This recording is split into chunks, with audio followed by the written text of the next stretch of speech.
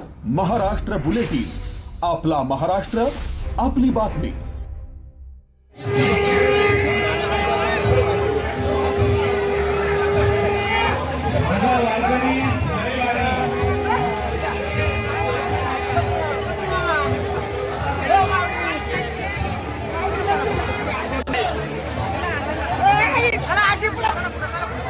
आषाढी वारीच्या पावन पर्वावर त्र्यंबकेश्वरहून पंढरपूरकडे प्रस्थान केलेल्या संतश्रेष्ठ निवृत्तीनाथ महाराजांच्या पालखीचे नाशिक शहरात अतिशय भक्तिभावाने आणि जल्लोषात स्वागत करण्यात आले।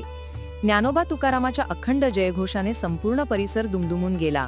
टाळ, मृदंग, वीणा आणि हरिनामाच्या गजरात वारकरी भक्तिरसात तल्लीन झाले।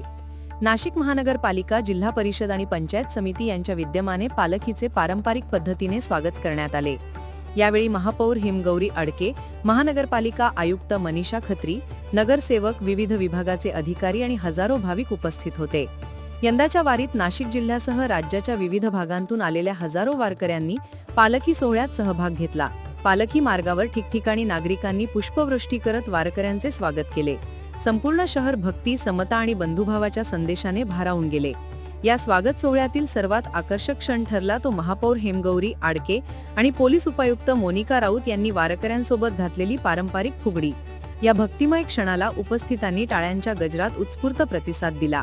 वारकरी परंपरेचा आनंदोत्सव आणि भक्तीचा उत्साह यामुळे संपूर्ण वातावरण विठ्ठल नामाने दुमदुमून गेले।